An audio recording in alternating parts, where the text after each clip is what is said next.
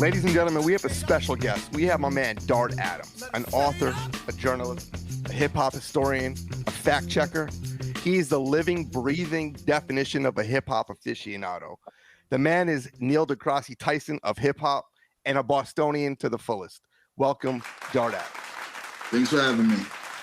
Dart, there is a lot I want to talk about. This is a show that has been in the making for quite some time. We've done many different regions, but Boston is something that we felt deserved a spotlight. It's a city that, much like Philadelphia, doesn't quite get its due because of obviously places like LA and New York. But I thought, who better to discuss the history of Boston hip hop than with you, Dart? So thanks for stopping by. Where do we start? How about this? Before we even get into Boston, I want to talk about something that you and I had a discussion about maybe a month ago. I thought that my NWA Straight Outta Compton tape was purchased in the summer of '88. I die on that hill. I said it was '88 because I remember '89 was 3 Feet High and Rising, Get a Grip, Ghetto Boys, Walking with a Panther, No One Could Do It Better, DOC. But you corrected me and you brought receipts. So for those, and I got to think there are so many people that are like me who thought it was '88. For those that believe it's '88, for those that think they have a record that says '88, whether it's printed on the very bottom in the liner notes, explain to people why this album came out in 1989. Okay, first of all, this weird thing happened with NWA and the Posse, where it's released on Macola in '87 and then released again in 1988. It's released again right at the summer 1988. So you're talking about the Dope Man 12-inch that came out, the original. Well, see, that too. The Dope Man 12-inch also came out. But when you look at NWA and the Posse, the original time it was released was '87, and then it was released again in '88. And then that's when, the popularity of NWA, that's when people started buying it. So it enters the Billboard Black Music charts in 1988, summer '88, right? But what also happens is NWA releases a maxi single. So you're looking at Gangsta Gangsta. Oh yeah, I heard that. Quiet on the Set. And so that starts blowing up, and people start writing about that in October and November 1988. And what happens in November 1988 is they release Eazy-E's Easy Does It. So these things are all out at the same time. And people have it in their head that Straight Outta Compton was released 6 months ahead than it was. But it's just a false memory. But also what happens is when the first things are being released, because it ships February 10th, 1989. But when it's first shipped, there are 4 or 5 songs that were already released in 1988 when the album comes out. So when you see the trademark year, you're going to see 1988. But what people need to realize is that for a lot of 1988, Ice Cube was still going to college. Ice Cube had to be called back to NWA to finish Straight Outta Compton before it came out. So it couldn't have been released in summer '88 because Ice Cube wasn't even there to be a part of NWA fully. They had to record the album first. So this is like a thing that my kids have told me about recently called the Mandela effect. Has anybody heard of those before? So apparently, when you think in your head about the Monopoly guy, you think that he wears a monocle, but then if you go back and look, he really doesn't wear a monocle. So this is the same thing, but with NWA Straight Outta Compton. That was wonderful, Kevin. I don't know where the fuck that came from. But That's the most Kevin I'll thing tell you ever. this. So unfortunately, I do have vivid memories, and I got to remember that in '89, the Milli Vanilli effect was very, very popular. They bit Paid in Full's, Ashley's Roach Clip. So I remember distinctive '89 vibes was Milli Vanilli crossover. Eric B was really popping. I do have the original pressing. Now I do remember.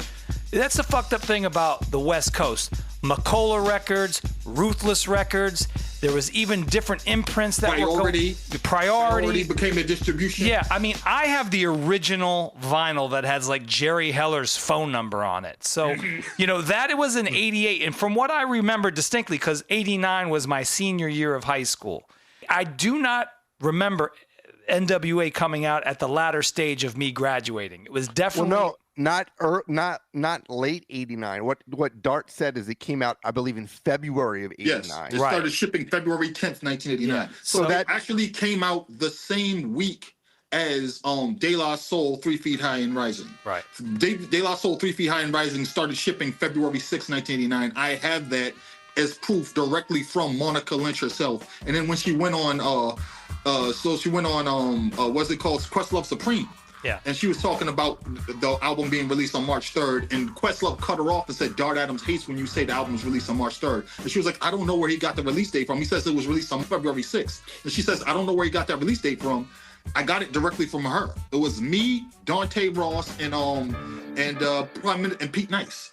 And we were going back and forth. I was like, this album was not released on March 3rd. I have proof. And I was like, yo, Mon, this is Dart Adams. He says the album wasn't released on March 3rd. It was had to be released between January 24th and February whenever. And she was like, well, let me go check. Oh, here's a postcard that says the ship date is February 6th, 1989. And I screenshotted it and I kept it for my records. And I have it. I keep receipts. Yeah. Like I am the person who keeps receipts. Like there's bags inside the bags, and I got receipts on top of receipts. I'm that What guy. a great setup for this Boston show. I just want to make sure I understand fully. So, and because if I don't, maybe some of the listeners don't. The reason why it says 88 is that obviously it was produced in 88. It was, when I say produced, I mean the record was created, manufactured, and then it shipped, right? Then it shipped in 89, early 89. Yes. Now, we've heard a lot of those songs on this, so we immediately associate that to 88. And I think 89, when you talk about Milli Vanilli, Dre, I'm thinking Young MC, Stone Cold Ryman was a big commercial hit. Tone Loc was very big. Yeah. So we don't immediately think NWA. But what you're saying, Dart, right, is that we've heard a lot of those songs already in 88. The record did come out early 89. Our thing drops late 88. Yeah.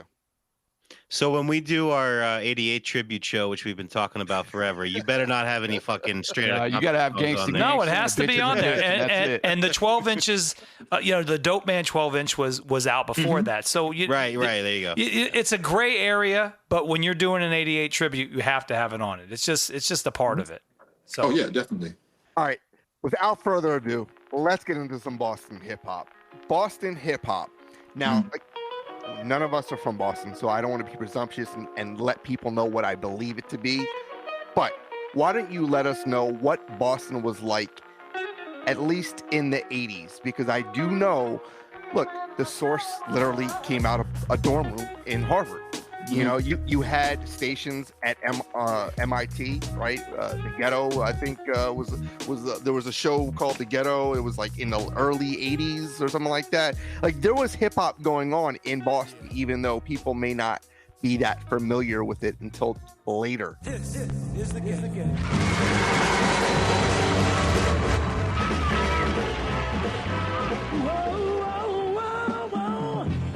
For the most in nighttime jazz, rhythm and blues, check out the Ghetto. 88.1 FM Sunday through Thursday. 88.1 FM Sunday through Thursday after midnight.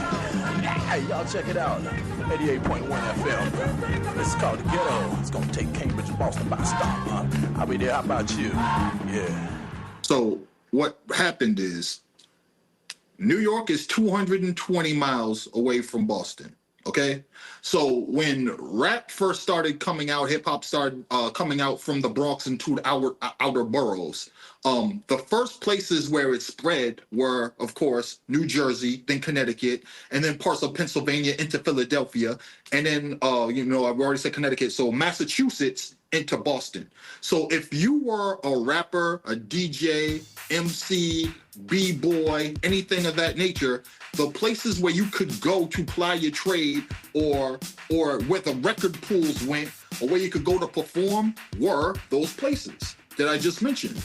Boston, Massachusetts. So that's why, like, there's an early thing of LL Cool J going to Colby College in Maine and explaining to them, you know, this is what hip hop is. Have you ever seen this before? And that's 85, right?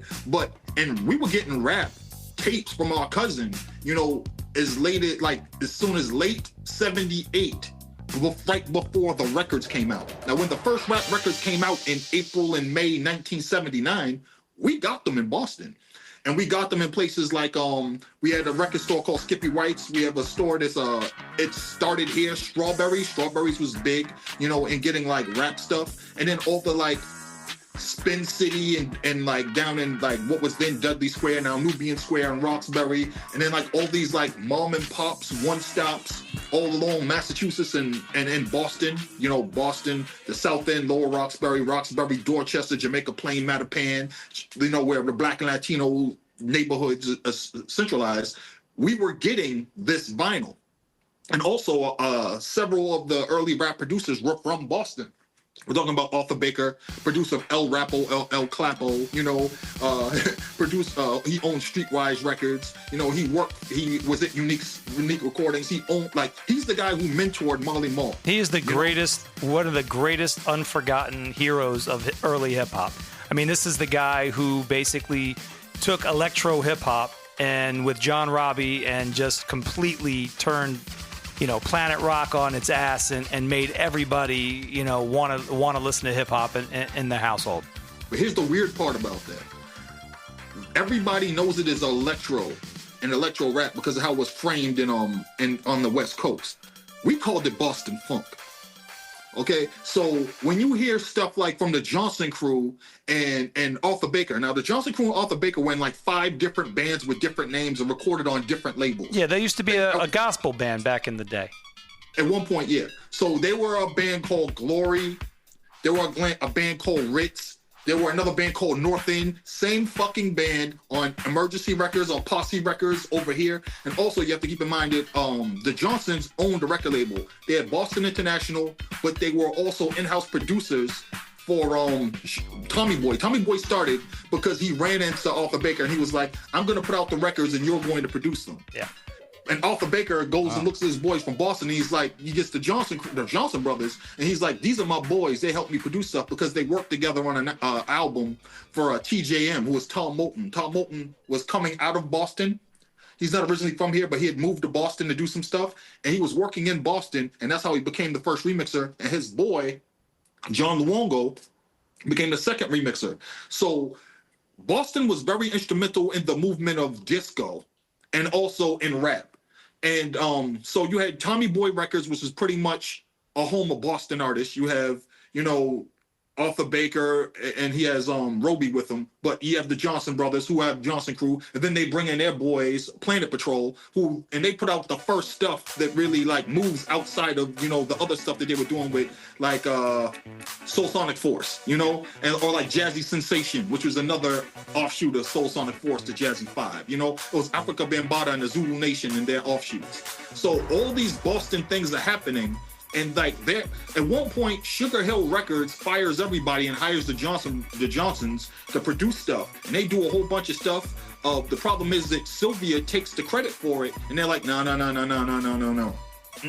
We did that shit. We want our money. So they split from Sylvia. She pays them. They use that money to open up Boston International Studio, which they later used to record New Edition. But so that's early Boston like rap production history. But in terms of like hip hop, rap, 1979, 80, 81, there's hip hop all over Boston. There's graffiti, there's the Floor Lords, the B-Boy crew, there's DJs, you know, there's rappers, but more importantly, you know, beatboxing takes off, you know? So Boston had like these world-class beatboxers forever. And then like rapping comes into play later. But yeah, Boston, like early between 1979 and like 1983, Boston was like really big on rap. But outside of Massachusetts and New England, nobody had any clue. Yeah. At that point, there were only really 3 major hubs in music. It was New York, it was LA, and it was Miami. And they kind of kept that, what we did call electro back then, they kept that kind of movement going. So I'm really glad that you're touching on a lot of the early settlers of early hip hop, you know, being a part of Boston's fabric, you know? Yeah, I mean, but also like a lot of it had to do with like the radio stations, because Rapper's Delight got played on, you know, the legacy Boston black radio station WILD. The problem with WILD was, and this is gonna sound like I'm making the shit up, but it's very true. WILD had a problem where they shared a signal with another station, so when the sun went down, they could no longer broadcast in Boston. I promise you. Yeah. WILD ran until the sun went down. And then all the other college radio stations would pick up and go from there. So WILD will play Rappers Delight that plays like maybe Personality Jock, you know, by the Fatback Band, but they didn't have a dedicated rap show, because also it's a traditional black radio station, but also it caters to the people who live in Boston. So you have a diverse community. So they're playing reggae, calypso, soca, you know, like stuff like that, jazz, gospel, you know, so it's playing to the audience. College radio is programmed by and for the young folks. There's our parents' music, and rap was our music. So we relied on WRBB at 104.9 FM at Northeastern University. We relied on WERS 88.9 FM at Emerson College. We relied on WMBR 88.1 at MIT, you know, we relied on WHRB 95.3 FM at Harvard. 1, 2, 3, 4, hit it! Here at Boston Spice Saturday evening Soul's Place with yours truly, Wallace T. Here until 11 p.m. bringing you all of Boston's best in progressive music, funk music, and all that other good stuff. And those were some of where the early rap shows were. And there was a show called The Ghetto that had been around since the late 60s. And in 1979, they started playing rap and stuff like that. But The Ghetto kind of disappeared and fell off. And it was in 1985 where a guy named Magnus Johnstone started a rap show called Lecco's Lemma. And when he started up in like late, maybe November, December 85, by the time we get to January 1986, the entire metro Boston area, all the MCs, all the DJs, all the breakers, all the beatboxers are descending upon MIT's campus to that tiny studio to come and perform live for the people, because he's playing their demos. And that changed everything. That's when the explosion happened. Just to touch on that, because I'd love to know what you think. So Boston, I think, you know, they're known for their rock, they're known for their pop, they're known for their R&B. I mean, whether it's, you know, New Edition, New Kids, Aerosmith, the Cars, the Pixies, what have you. But why do you think it took so long for Boston, given the fact that you just explained that there was a lot of influence, a lot going on in the hip hop community? Why do you feel it took so long for them to get, quote unquote, established in the hip hop world? Because when people think Boston, they don't think black music. When people think Boston, they don't think black people. When people think Boston, they think that Boston is the antithesis of black culture or blackness. And me, who grew up in South End, Lower Roxbury, I grew up on Mass Ave. Down the street, at the end of my street was the NAACP chapter of Roxbury. You know, this is the same building that Malcolm X and Martin Luther King Jr. used to visit. Malcolm X and Martin Luther King Jr. from this neighborhood. I mean, well, Martin Luther King used to live in the neighborhood, met Coretta there, and Malcolm X is from Roxbury. I know people say he's from everywhere else. Malcolm X didn't become Malcolm until he moved to Roxbury with his family. That's not me making shit up as a Bostonian. That's just fact. He saw everything that he could be and become from being in Roxbury. That's just fact. There's no denying that. And so I grew up in Boston, and my whole world was black culture, Latino culture, the islands, you know, everything. So for me, Boston was always this diverse place that people think of when they think of New York, they think of Philly, they think of all these other places. That was my existence. But outside of New England, people have no clue, and that's why. Like, people didn't want New Edition to say they were from Boston. They wanted to play it down as much as possible. Any act that got signed to a major, people tell them, don't tell people you're from Boston. We want them to like you. So that's why it didn't work. It was very hard to have a black artist or a black group and have them like come out and just say they're from Boston, because you could be from Philly, you could be from Detroit. All that screams black. But Donna Summer, There was a rare occasion when somebody pointed out Donna Summer was from Boston. But we knew it because if you watch that documentary, Donna Summer, Love to Love You, it has actual footage of black folks in Boston celebrating her and dancing to her music because we existed. That was the reason why, because people didn't even think that black music in Boston was synonymous.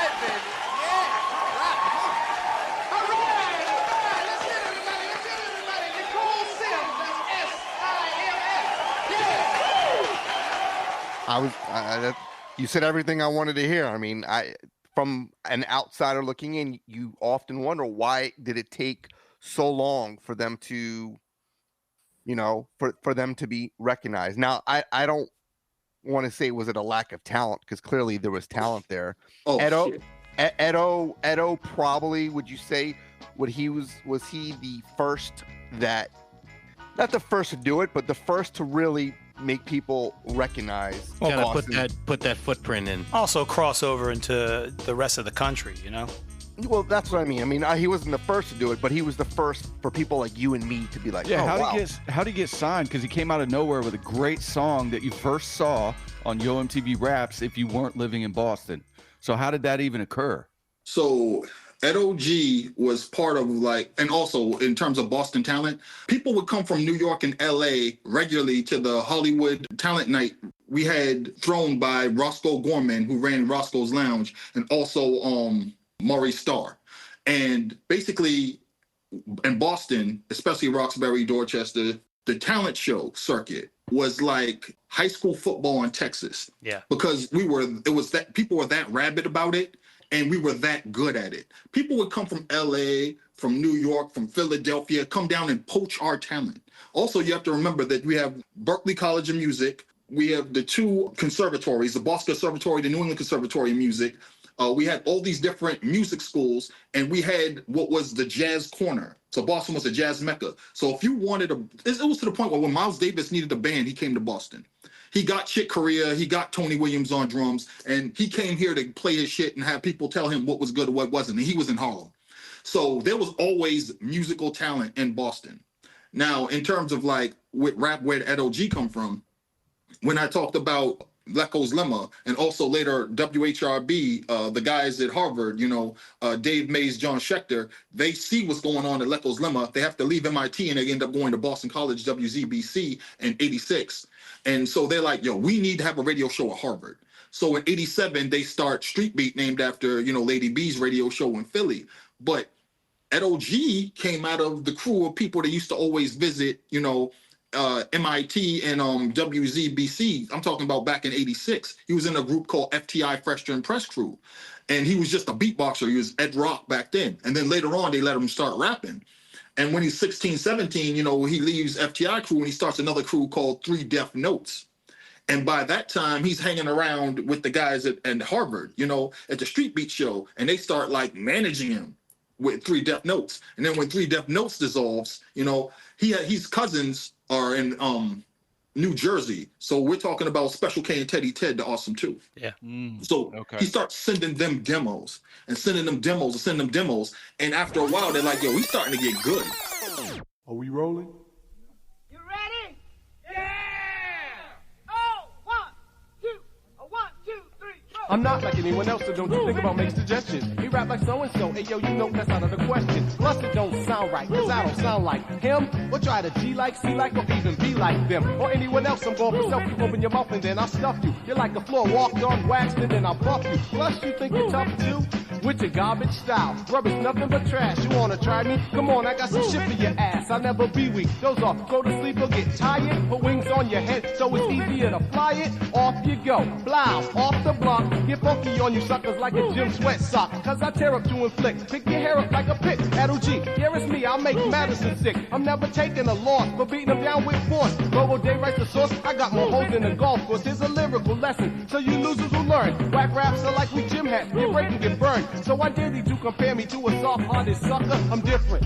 So don't compare me to another. So when they send them a demo that they really like, they alert A&R at Polygram, PWL Records, a guy, Brian Chin, who was the guy who signed, I believe, Rob Bass. and Easy Rob Rock. Bass and DJ Easy Rock. He signed Rob Bass and DJ Easy Rock over at the record label. They were at Creativity. Brian Shin, that guy.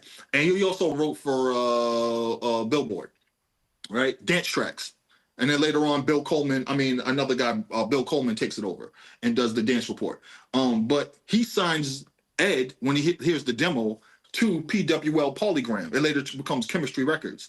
And then they start putting together the album. And with him, he has a young guy by the name of, he's from Lawrence Scientific. He had a different name at the time. So he's with him throughout these whole sessions. K-Def, a young K-Def is also there with Special K and Teddy Ted. You know, you have Joe Mansfield. So everybody's recording that album. And when that album drops, it has the single, I Gotta Have It, which ends up becoming, you know, a classic and ends up hitting #1. You know, on the rap charts in May 1991. So that ends up becoming the song. They're like, he's the guy who says everything about Roxbury. The Bulldogs, Roxbury, and Boston is what I represent. You know, he talks about Boston's Adidas culture. You know, he has everybody talking about Black Boston because they're reciting the lyrics. You know, whereas the first guy to really do it is really, you know, Keith the E from Gangstar. But by the time Gangstar really blows up after they leave Wild Pitch and sign with EMI Chrysalis, nobody knows they're from Boston.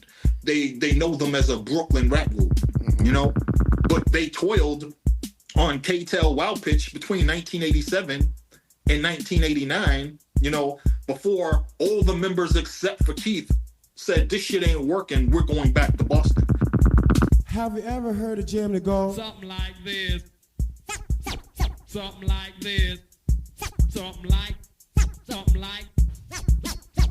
like this. So while Gangstar was on Wild Pitch and he added DJ Premier, Gangstar Posse was back in Boston recording and making records. They had a video on BET, Read the Label, you know? So if you go on YouTube and watch a Gangstar Posse Read the Label, you'll be like, wait a minute, what's going on here? And after they signed with EMI, you know, they sent a cease and desist letter to them in Boston and were like, y'all can't be Gangstar Posse anymore. So they had to become Posse NFX. And they released this album, Black or Your White, 1991.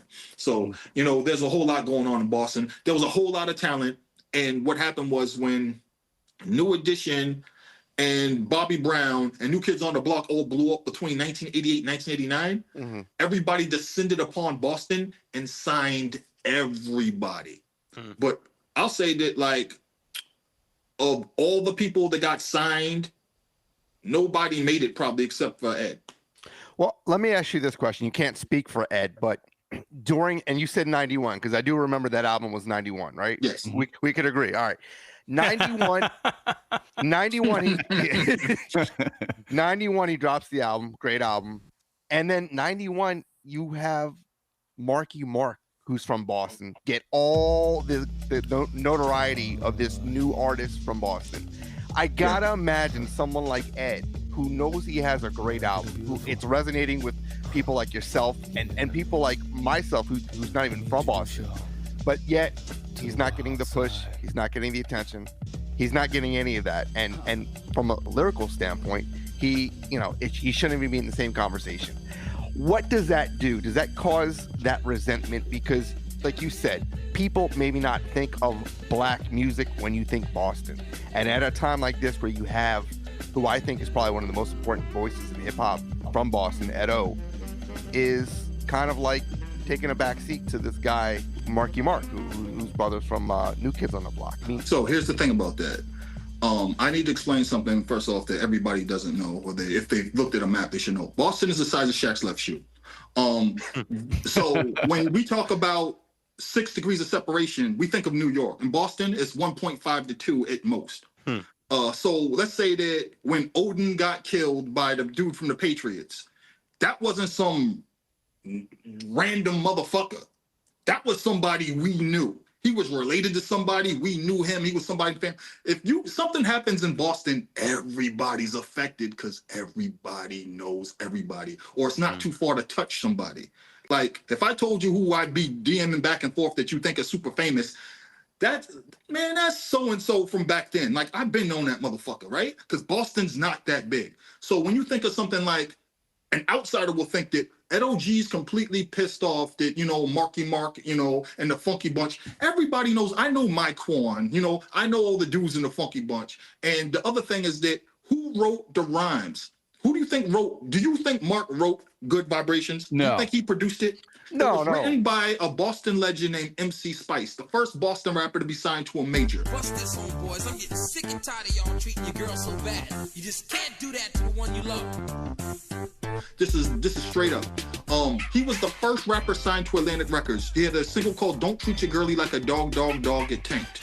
And people forgot about him because the next rapper that label signed was a young girl from Brooklyn named Lana Mora, who released a single called I Crammed to Understand You Sam that blew up and everybody forgot MC Spice existed and he got dropped. But MC Spice was like the A&R of the hood.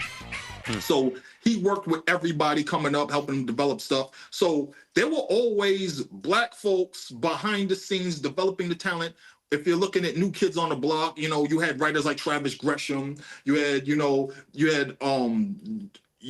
Michael Johnson, you had different people behind them doing the marketing and all this other stuff. So the image is that these white guys came out of nowhere and took off everything.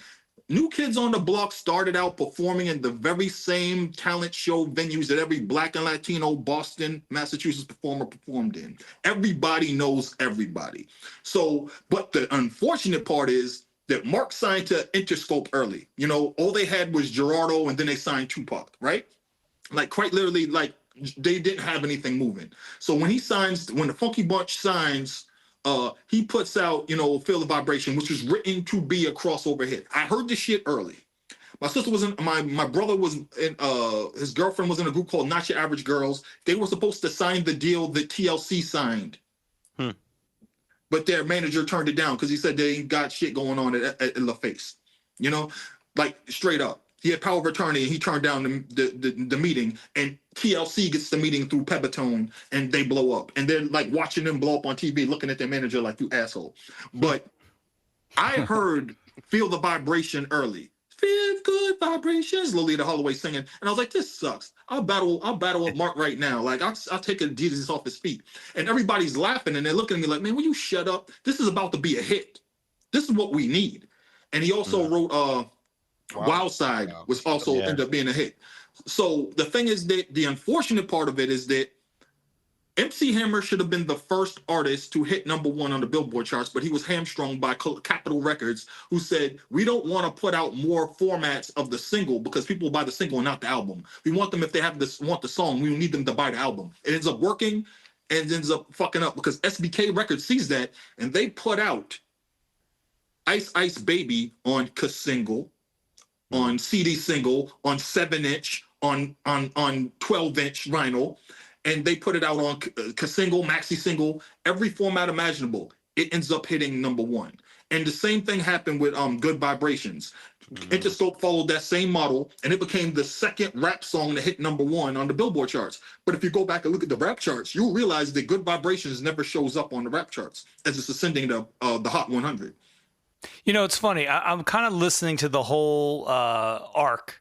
You must feel, being a part of the inner fabric of Boston, that anyone who really had a chance to get out, be it Guru, be it Ed, it seems like they went almost to like a New York kind of format and they got perfected. And it almost makes it like Boston got left in the dust and really did not get the credit. But yet you guys know the very early on scenarios that got them to where they're at. So again, this is kind of like Boston's MO, whether it's in sports before they started winning major championships, minus the Celtics. The people that were coming out, they were really almost turning their backs because they wanted success to not be established in Boston, but yet they really are nothing but local Boston folk. It sounds that way, but the truth is that the way things were structured made it so that had to happen. It wasn't that they wanted to do it. It was out of necessity. Donna Summer had to go to New York to reach her goals as a singer. Guru and Gangstar Posse had to leave Boston and go to New York and sign with K-Tel, Wild Pitch, and be in New York in order to make it happen. Just like Common. Yeah. So like, when you think about like Ed O.G. was in Boston, but he had to go through the Awesome Two, who were staples in New Jersey and New York, in order to get that deal, you know? And if you weren't with, and the other people in Boston who had like connections to major record labels were, I don't know if you ever heard the song, I know artists who got screwed by Maurice Starr and Larry Wu. So if you were Maurice Starr, you had an in at different record labels. If you were Larry Wu Wedgeworth or Gordon Megabucks Worthy, you had ends at different record labels. So everybody in Boston knew these are the people you go to get on, you know? And you ended up in a situation where, sure, you're gonna get on, but at what cost? Because what ends up happening is there's a laundry list of Boston acts, R&B, soul, rap, who don't get further. And like, we're coming up on the 30th anniversary of there was a time when you had Ed O.G. and the Bulldogs coming back out with their second album. You have Juice with Soul. Juice with Soul was signed to Atlantic. They didn't even get a video on their album, Body Armor, Juice with Soul. You have Joint Venture, who were signed by Funkmaster Flex to Profile Records. The album dropped November 30th, 1993. It's the Joint was the single. They put out the single, they don't get a second single. Fly Tie gets killed February 94. That's over for them, right? Almighty RSO gets signed to Tommy Boy. They get dropped after the Killer controversy. They get back on Epic Records through Flavor Unit. Through Queen Latifah, they have the Bad Boy single. Things end up going south for them. So they end up putting out the Revenge of the Bad Boys EP on RCA. Things go south for them. So they end up on like Rap a Lot. Things go south. They're about to sign with Eazy-E. Things go south. And it started off with, you know, them after being signed to Tommy Boy, they were going to go work with Paul C. Paul C gets killed while they're working with him.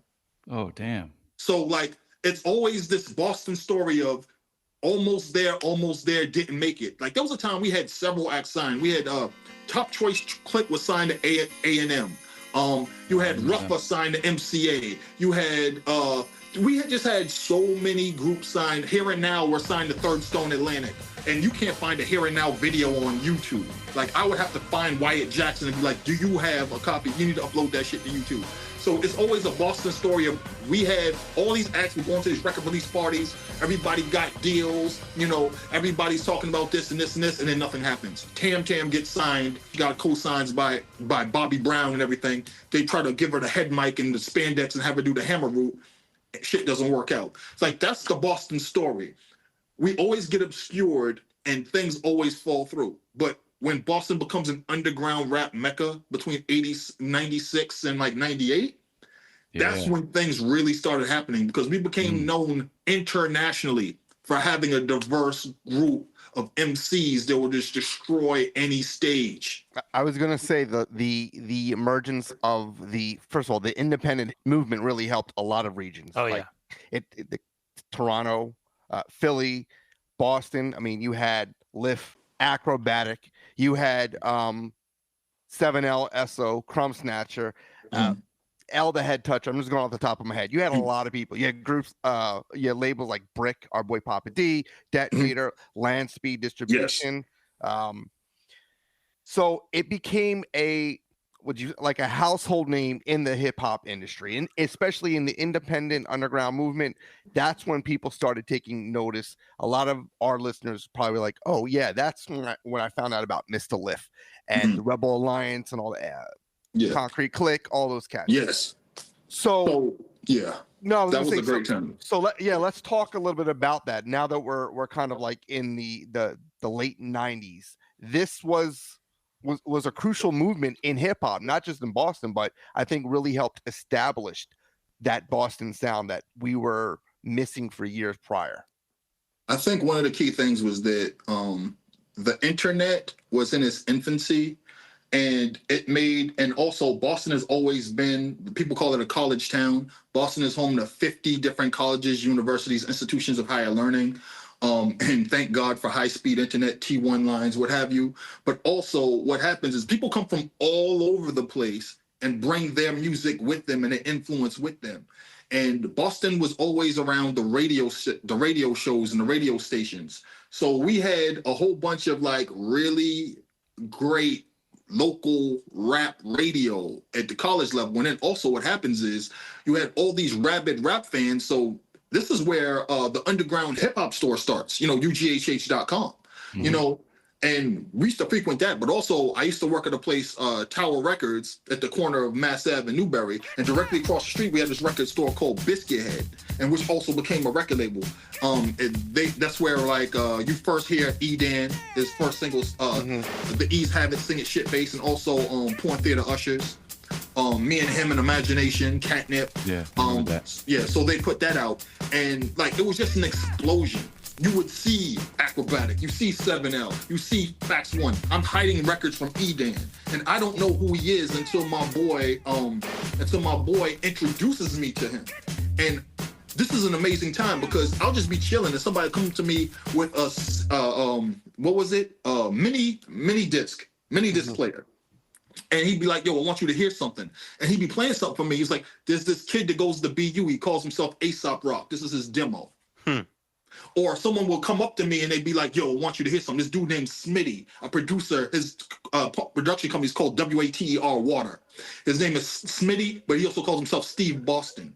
And he's playing me something. And I'm like, yo, is this Thurston Howell III? He's like, yeah, I produced for him. This is on his demo that he sent to the source. So everything is happening right now. Everything. You would just be chilling and it's you would see Sage Francis come in and hand you a flyer. Everything was happening at that time. And also where I worked, it was right on Berkeley College of Music's campus, and everybody came down there because we had a Daddy's Junkies Music and an EU Wurlitzer directly across the street. And people used to buy their stuff, their equipment from there, and they used to go back and forth and haggle over. They said that it's going to be $50 less. So they would try to fight to get the sale. And you would also, there were a whole bunch of record stores. You had a record store down the street. You had Nuggets, but you also had Looney Tunes. Then you had another record store right down the street, which got shut down because somebody went in there and asked for Dave Matthews Band, bootlegs, and they had them, and they got hit with a cease and desist, and they shut the spot down. We had so many different record stores and places where people could congregate, and all the rap shows were happening over the bridge. So they happened to Western Front, the Middle East, Bill's Bar, and then that's back when Static Selector was still spinning on Lansdowne Street, when you had a whole bunch of rap venues and stuff like that. So it was an explosion. Boston was an underground hip hop mecca in the late 90s going into the early zeros. I feel like there was a huge thirst for that was kind of my sweet spot time period doing college radio in the late 90s, early 2000s, and there was a big thirst for that certain underground sound, and a lot of it was coming out of Boston, and people were seeking it out, and it was kind of like the cool kid thing. If you knew about it, if you know, you know. A lot of it was fueled by a couple of compilations that happened. Of course, Stretch Armstrong, that too. But Stretch Armstrong at Dolo Records, he put out the Lessons Part 1 and 2. He had a significant amount of Boston, Mass area records on there. Yo, it's Armageddon, brothers dropping like flies. Revolutionary, sharpen your knives. More supplies than a carpenter buys. I can see him like a cop in the skies. Fierce warrior, hip hop in his eyes. Dropping provocative lines, images locking the mind at different stages. Intrigues my book of life, so turn the pages. Long as God is gracious, my destiny is infinite, although the body ages. A rapper's work is never done. Competitors better run. Me and the mic become in sync link and think like one. Altering your tunnel vision, my aura shines purer. Aggressively, my method be something you ain't sure of. Lyrical explorer, summons rappers like a court order. My short slaughters, sort of ridiculous. The way the L be kicking this. Who the wickedest by far? Poetical star, sure to slaughter your design. This mass cast divine, force and energy combined. When my words intertwine, keeping MCs and amateurs losing their minds when I shine. We fool for the mentally blind. For the mentally blind. And then also DJ Premier, who worked with a whole bunch of people from the region, let's not forget, and was tapped in through Guru, who people forget, was still coming back and forth. He didn't abandon Boston. He came home all the time. You know what I'm saying? People have this misconception that he just left Boston in the rear view. He had Big Suge with him. You know what I'm saying? When Big Suge came home, everybody was like, yo, you need to get back up with Suge. It in the 1994 issue of The Source, he tells the entire story of him being from Boston. He tells the story on the song The Planet. So people have this image that, he abandoned Boston. I'm like, nah, motherfucker, we saw him all the time. If you went to Dudley Square, if you went to Dorchester, if you went to Grove Hall, something like that, you see Almighty RSO. You're going to see Guru. Like, in the I Got the Habit video, it's Guru doing the dance, So, like, a lot of people get shit misconstrued. But it was a great time for, like, Massachusetts rap because of these different compilations. That Hip Hop 101 joint that he did with Hayes, put a whole bunch of, like, Massachusetts. And then, like, there were other compilations that came out. Like Commonwealth? Yes. Commonwealth, yeah. The Commonwealth Records one, Grit Records put out one. There was the Land Speed joints. There was the Detonator joint. And but you got to keep in mind that the reason why that happens is because a lot of people were leaving where they were from and came to Boston. High and Mighty were at Boston University from Philly. They were part of our scene. You had, like, you think of, like, Breeze Ever Flowing, Sea Raised Walls. You think of Poison Pen. They were in Boston, and they were Stronghold. That's Stronghold crew. They were down with Detonator Records. So they're running around with Acrobatic and Lip. And also we had a dude named Chan. He was Snacky Chan, but he was Chan. Politicking with Chan and then Big in Japan. He released those in Boston. I was hanging out with him and Verbal from M-Flow when he was going to seminary school in Boston. This around the same time that I think fucking the dude who did Gangnam Style was going to Berklee College of Music.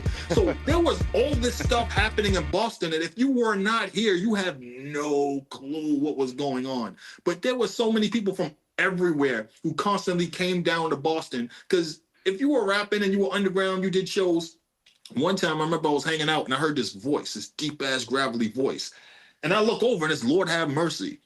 I'm like, what the fuck are you doing in Boston? And it turns out that, like, after the Ungodly Hour didn't come out and got dropped, he started his entertainment company, Sword and Shield, and he spent time, down there. Everybody had their Boston stint. Doom had his, but he got arrested for, like, he got arrested because, they thought he was somebody else. So his time, he released a EP with Grimm, on Brick Records, No Snakes Alive is on there, The Doomsday EP, right? No. It was the Doom Grimm EP. No, and it was on Brick. It had like a double folded record. Yeah. And the crazy thing is that he's not wearing a mask. They're just playing chess. It's him and Grimm just playing chess. This is before the mask. So yeah, it's crazy. Let's talk just really quick about Guru, because you mentioned Guru, how he never left Boston. What was it like for you guys to see Guru in what was his final year, with him and Solar? And clearly he wasn't the same Guru that I think a lot of people knew. And I say that not to be presumptuous, but I interviewed him when he dropped the last album with Solar, and it was actually one of the last interviews he recorded before he passed.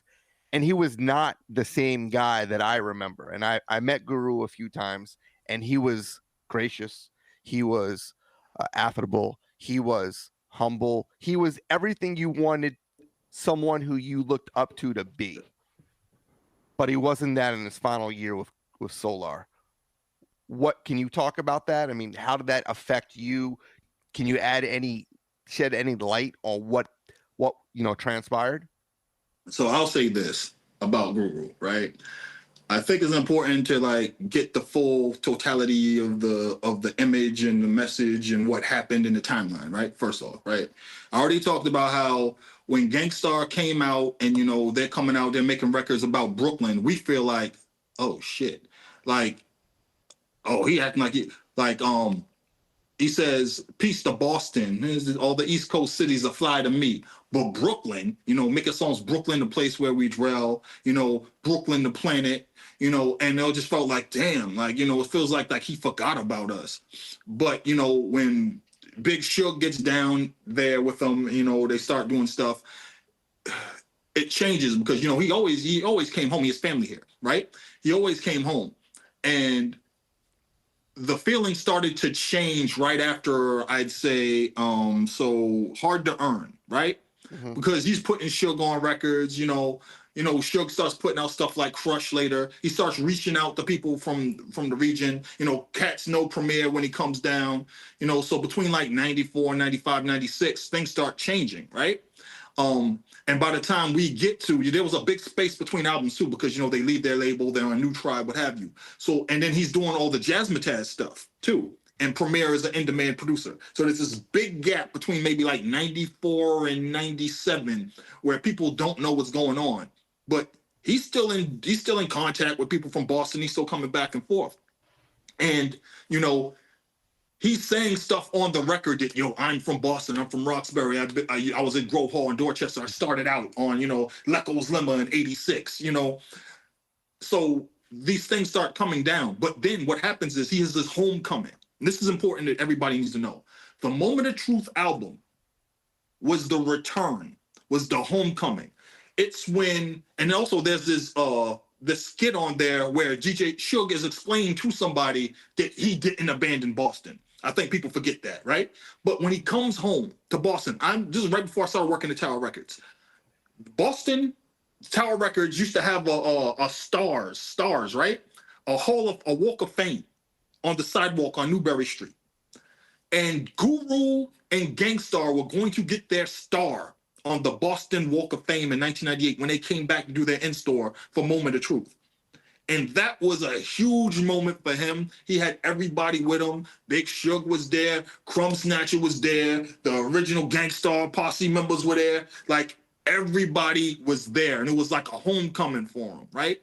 And then he does Bullhead Slick and the Click, which was on, you know, Land Speed Records. You know, he starts working with different people, the Crumb Snatcher and all the other cats from Lawrence, the Wolves, all them cats, right? He starts working with all of them.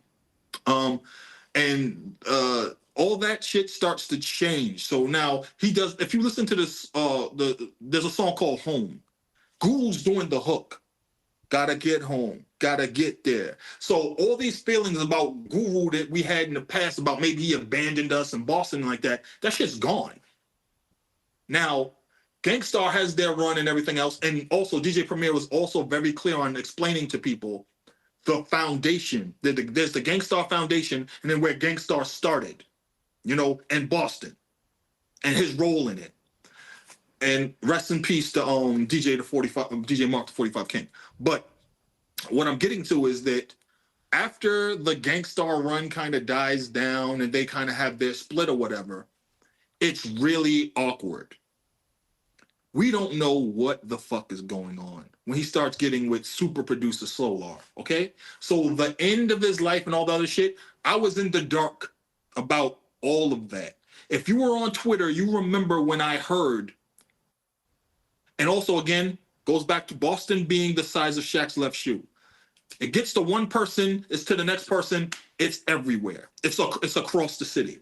So when I heard from his sister that he was like in hospice care and on the verge of death, I'm like, how did you get this information? We find out, I read it on this, I saw it here, but she's there. And his nephew's like, what the fuck is going on? And it's spreading. I'm getting information first, third, fourth, and third, then second hand about what's happening. I'm removed from what's going on, but then people are talking to like everybody who was around Solar and all the other shit. So we're hearing stuff from like, you know, who's the DJ who did the mixtapes, Doo-Wop, you know, and all these other folks, because Premier hasn't been in contact with them, you know. So all that stuff that happened with Solar, I either heard secondhand or after the fact. I was getting all this information late because I hadn't, you know, been up on what Guru was doing. I'll tell you what I did. I reviewed one of his albums that Solar produced, and I said it was absolute fucking trash. Solar, Big Guru, 7 grand, baby. People always want to live in the past. Those days are gone. I grew up fast and to hold my hand, understand? I'm a grown man, watch me do it like a pro, you know? niggas used to run from us like king. Young little hoodlums doing like we do. Who's my next victim, kid? Most likely you. You all upset and shit and wanna fight me too. The industry is like the opposite of culture, and my style's like poisonous flesh to you vultures. I came through just to insult you. Homie, you're phony. Your gravestone, I'll sculpture. And that is still up on the website for anybody. And I was people just like, yo, Joe, you really went in on that shit. I was like, Guru makes better beats than this. He produced for Bahamadia. You know what I'm saying? He produced Gangstar records with Premier. You know what I'm saying? Like, he produced Jazzmatazz records. He produced records with fucking Solar, like with the actual Solar, you know, from France. Whoever the fuck this dude is. And like, I just shit on that record. The Scriptures, 0.7, whatever the fuck it was. Yeah. Like, I shit all over that record. And people were like, damn, Dirt. I was like, I had to do it because it's that bad. And he's better than this. And then he had that song, I'm Saying, with this really weird hook. You know, it was like offbeat. I'm like, why is Google rapping over this? Why is he fucking with this dude? Why is he calling him a super producer? He's trash. No one else wants to work with him but you. So when he finally was sick and infirm to the end of his life and he passed away, I was out of the loop entirely. But what I did was my thing of grief was to recount the history of Boston rap and Gangstar and everything else, because a lot of people were saying shit and didn't know what they were talking about because they don't live here, they never lived it, and they don't know shit about it. You know, they're talking from like hundreds of miles away. I was here, you know. I lived this shit. I was a kid listening to when Gangstar first rolled up to Lecco's limo and he played Fresh Avenue. I was listening in '86. You know what I'm saying? I was listening to the Lesson in '87 when they were on K-Tel Wild Pitch. You know, like I was rooting for them back then. When they got off of Wild Pitch, he got on EMI thanks to Spike Lee and Jazz Thing. I was cheering my ass off, you know, but at the end of his life, I had no idea what the fuck was going on. I was hearing stories second and third hand after the fact. So I was removed from I'll say a lot of it was rumors. And if you were around on Twitter and getting the DMs and getting the text, you heard all the stories. And I don't want to get into detail about what they were about and what happened, but there was a lot of fuck Solar, and Solar's still alive. I don't know where he is, but he's still alive. So I'll just end it with, we were taken aback and and I was just blindsided by what happened at the end of his life. But in Boston, what we were going to do before he died, we were going to have the Hip Hop Unity Fest. And he was going to be coming back as the guest of honor. But he died. So what we did was we extended an invitation to, and this is crazy I say this, Jay Electronica. And Jay Electronica became the headliner for the Hip Hop Unity Fest that year. And everybody came down. All the people that were down with Gangstar, everybody in Boston rap, everybody was there. J. Wu the Damager came down and was performing. And they were trying to get him off the stage so Jay Electronica performed. And Jay Electronica came on stage, took the mic and said, "You got all the time you need. He was our brother." And the whole crowd fucking exploded. So we've celebrated his life after he passed away.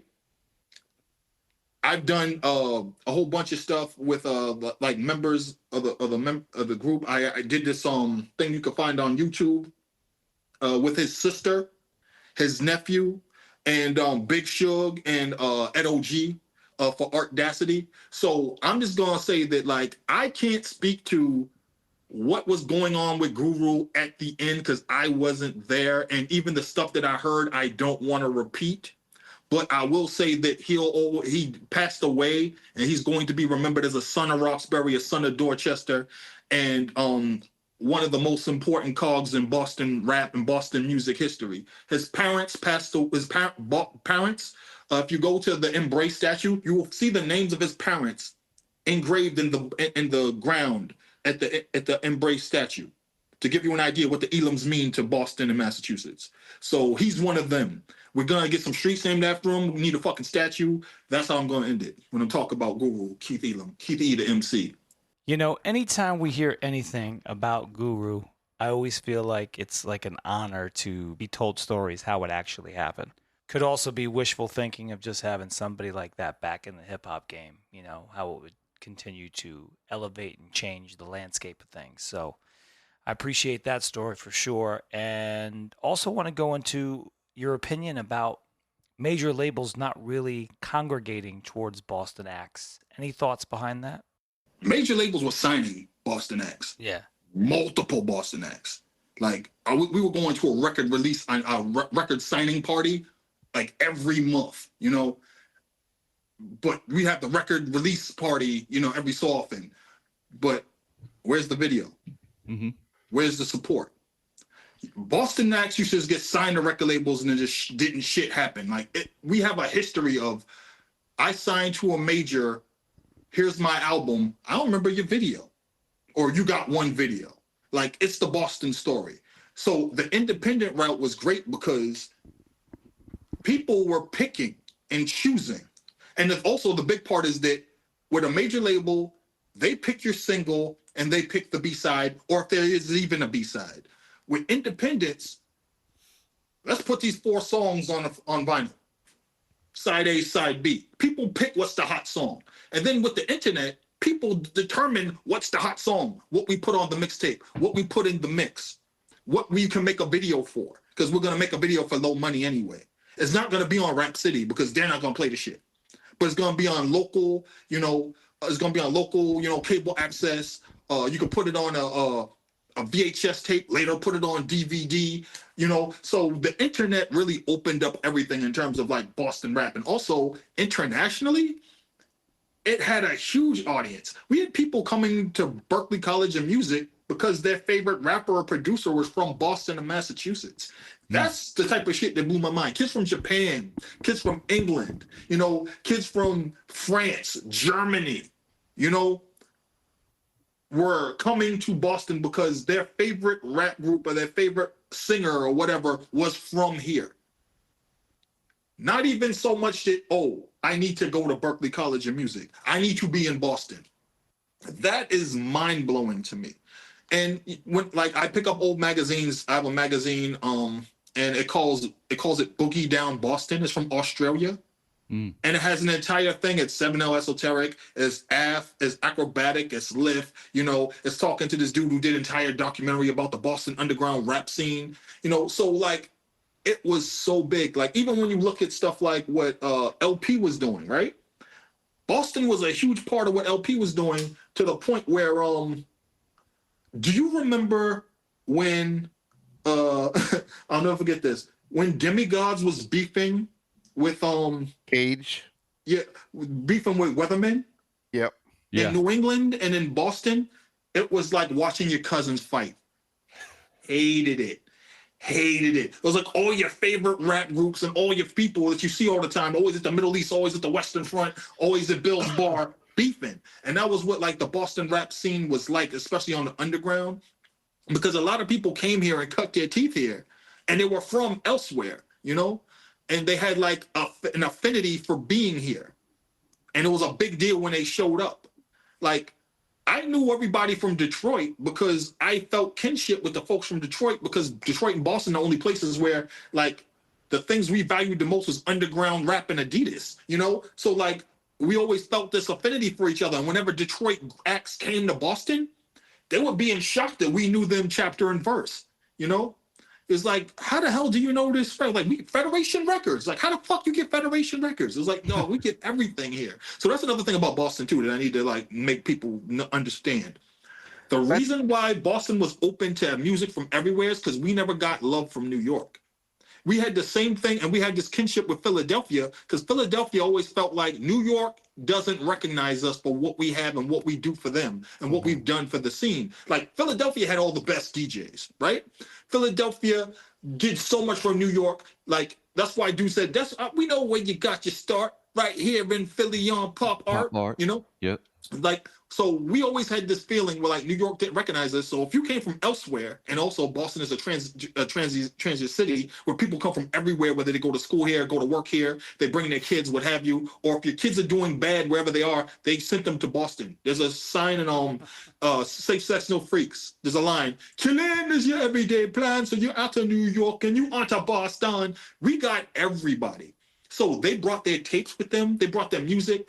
If you came from Miami, we heard your music. We're listening to fucking, Don't Sleep on a Hizzo. If you came from Memphis, we're listening to the 666 Mafia, not the 3-6 Mafia, DJ Paul tapes, Prophet Posse tapes. We're hearing all the kids who came from Michigan and Detroit playing Esham, Booming Words from Hell. We got all the kids from California who moved down. We're listening to San Quinn. We're listening to Mr. Lunatic. We're listening to Crips and Bloods. And also, thanks to the Great Migration, most of our parents were from the South. Our family from the South. So a lot of us go down south or go somewhere else and then come back home. Rap-A-Lot Records was really big in Boston. If you were on Rap-A-Lot Records and you made an album, we heard it. I don't care who you are. I don't care if you're the fucking Black Monks. I don't care if you're the Convicts. I don't care if you're Willie D. Like, if you released the album, we had it. What was Scarface's little son's name on Egan? Too Low. Too Low. Brother. You fucked with that you fucked with that Too Low album?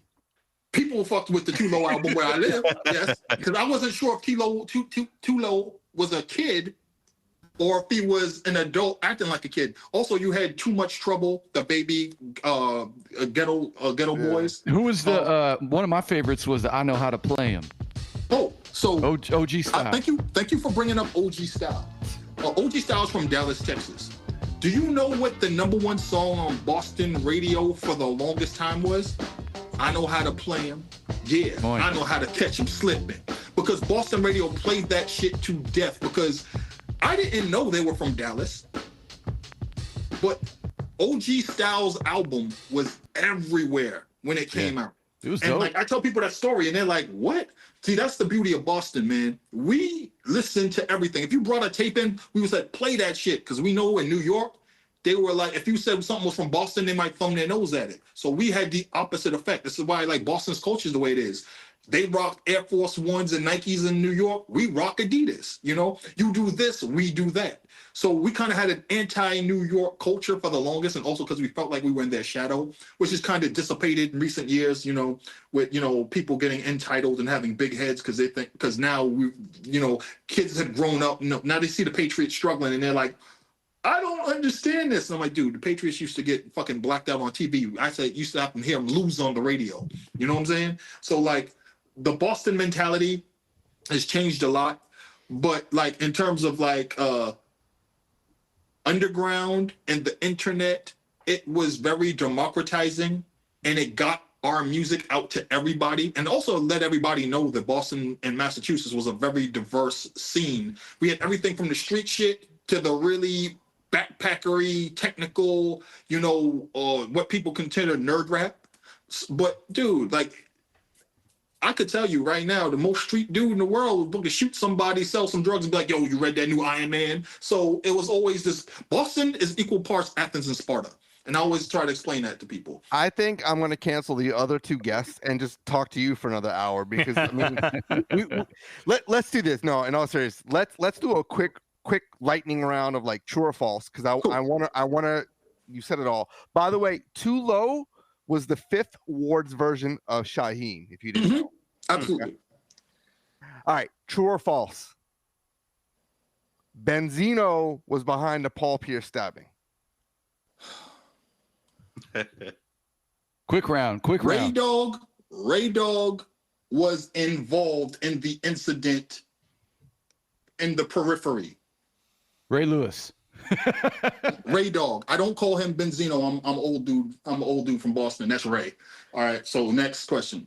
Ray Dog. By the way, when you were talking about ours, though, you said everything was going down south, which I immediately thought of the source. Like everything that dude touches. True or false? Ray Dog got humbled by Freddie Fox in the Flavor Unit bus. That happened. I actually told the story on All Hip Hop. So anybody who ever heard that story, I wrote about it on the Hip Hop back in 2005. So there it is.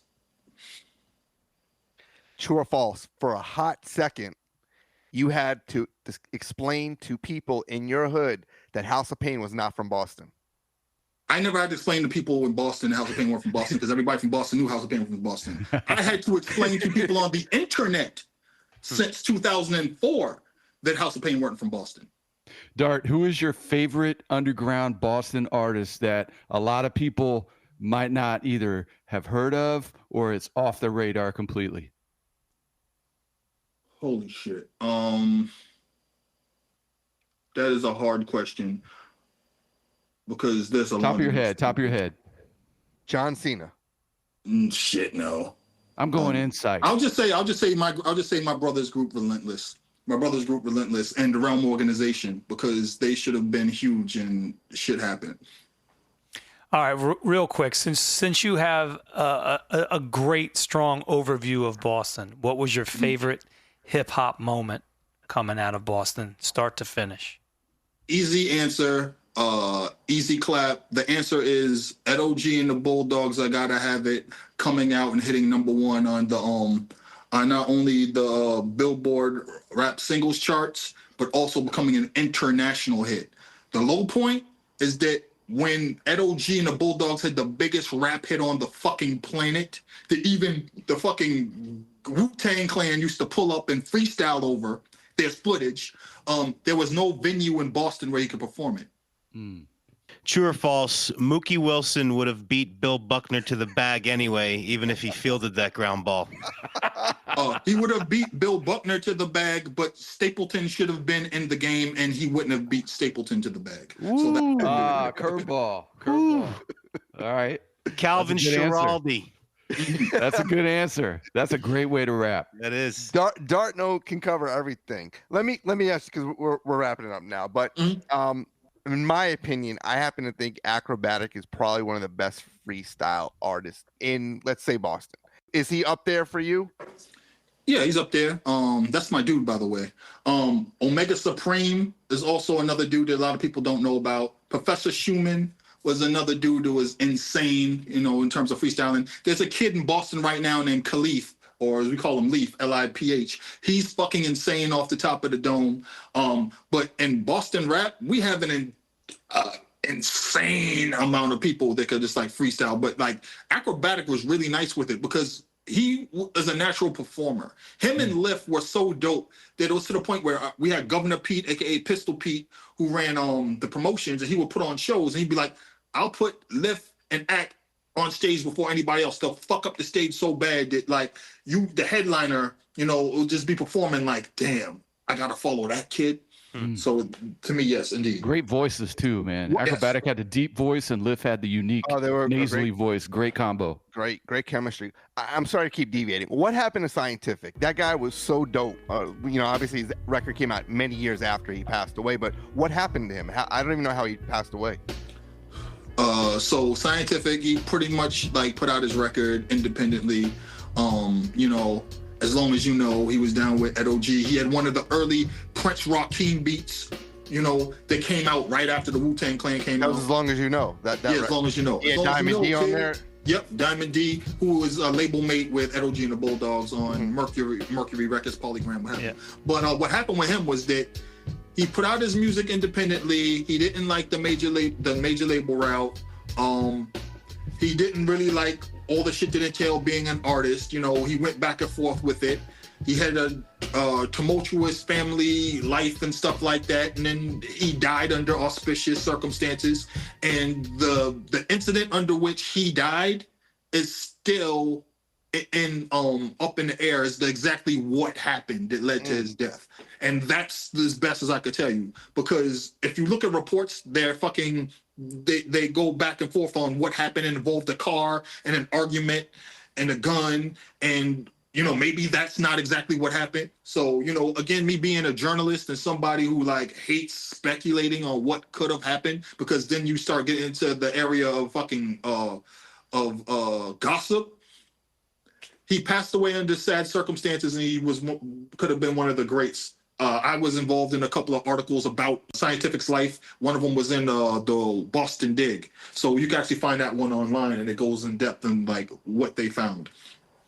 Real quick, who do you think would be your arch nemesis on knowledge in general with hip hop, not just Boston hip hop? Well, there's me and Kevin Beecham. Me and Kevin Beecham go back and forth on stuff.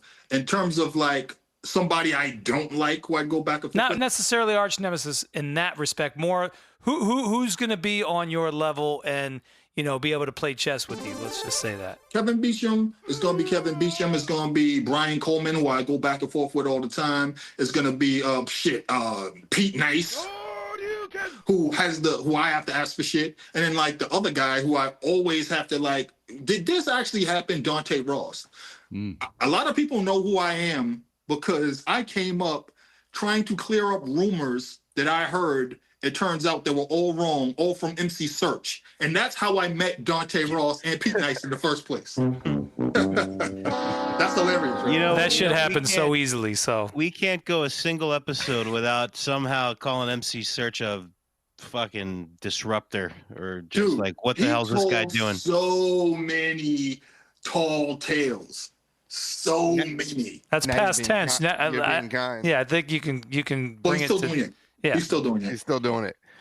He's what's that movie where the kid he's Lawrence. He's Chunk from Goonies. He's like telling them fucking lies again, Lawrence. Let me ask you about this guy. I think his name is Millies or whatever. Like yes. I've known Millies for a long time. Okay. I first met Millies like in 2007, 2008. Millies was really dealing in Cambridge, in the hood, went to sped classes. They were telling him he wasn't shit. But for some odd reason, he had this like affinity for words, and he rapped, and he, made a song called White Boy Like Me, and like he was just like, always performing, freestyling, just at all the showcases. And he would just make music. He made music. He kept grinding, and he became fucking successful at it. Millies is the same motherfucker now that he was back in 2010, 2011, 2012. I'll run into Millies and like he'd be on top of the world and he'll come up to me and we'll start talking about the fucking Celtics. So Millies is my dude. I've been on a lot of podcasts where people were talking shit about Millies and I shut them the fuck down. It's recorded. I will send you links. So Millies is my dude. We go back, and I know from the outside, it's like, where did this guy come from, and his and how he looks and everything else. But he has the goods. He's tested. He's from here. He's one of us. Is there anybody that you do not get along with that is a big representation of Boston? If you're gonna talk about who do I have some issues with, the last dude was what's his name? Joyner Lucas. Joyner Lucas came out his mouth and said some shit about the scene. And I didn't appreciate that because as a Bostonian, you don't bite the fucking hand to feed you, and you never take sides against the family. So he said some shit in public that shouldn't have been said in public. And also, I was one of the people that was around when you were begging to get shows and get seen and get recognized by the scene. And then once you did, you bounced because you got what you wanted, So that's one person. I feel like he's kind of corny in a sense, but he is who he is, and people look up to him. So if you want that answer, that's the answer I'll give. I heard you have beef with Slain. True? Slane's my boy. Let me tell you about something about Slane. Let me tell y'all something about Slane. Slane's dad was my fucking Latin teacher. Slane's dad used to come in and tell him stories about how his son was introducing him to rap, like songs like Automobile by NWA and Mr. Dabalina by Del the Funky Homo Sapien and all this other stuff. And I found out one day hanging out with Slane at UGHH. It's me, we're all chilling there, and he's talking about his dad, and this and that. I was like, Slane Carroll. Wait, what's your action? Is Dr. Carroll your father? Yeah, he was my Latin teacher. He used to tell me stories about you. So people are like laughing their ass off because I know Slane for years, back when he was John Doe, and I had no idea that I knew his father. So me and Slane go, every time Slane recorded a new album, because he used to do his albums at The Bridge, and Archetype at The Bridge was my boy, and I would come down and I'd be chilling while they recorded albums. So yeah, Slane's my dude. All right, I stand corrected. But you do have beef with Rex, and I would like to get that resolved once and for all. Rex is my dude too. Me and Rex are family. Everybody at Show Off and ST. Those guys been my family for like 20, 25 years. I'm talking Terminology. I'm talking Easy Money back when he was Ed Rock. I'm talking Rex. Everybody. Static. I knew Static. Static used to be my neighbor back in the late 90s. He used to live right down the street. So yeah, those are all my boys. Right. Again, Boston is the size of Shaq's left shoe. I know, we know, everybody knows everybody. Me and 7L and Esoteric, like we go way back. Me and Mr. Jason, everybody. Hey, whatever happened to Virtuoso? Okay, I know that answer. Vert started a record label, and then he started getting into different shit. He started doing reggaeton records with Daddy Yankee. Really? And he started he moved to Puerto Rico for a minute. He was doing all this other shit, and then it just got to a point where he was just like, it doesn't make sense for me to be grinding and rap anymore. I got other shit I could be doing. So I really feel the last time I could say I ran into Vert was probably like 2014 to 2015. I haven't seen Vert since then. But yeah, that was my dude too for a hot minute. Shit. Well, you've said it all. I mean, I really don't know where to begin because we don't need to interview the other two guys. I'm pretty sure Esso and John, we can tell them to kick rocks, but you we'll talk about Tom Brady and Larry Bird with him. You've covered everything. I can't thank you enough. This is the second time you're in the show. I think we need to have you one time, like where it's just you and we can just shoot the shit about all things hip hop. But I appreciate you stopping by and giving the listeners as well as ourselves a real in-depth look of what Boston hip hop was really like. Hey, that's what I'm here for. Appreciate it, Dart. Thank you, guys. All right, man. You have a good night. You too, man. Take care. Thanks, guys. Yo, this is Dart Adams. When I'm not fact-checking people giving incorrect rap release dates, I'm listening to Take It Personal Radio.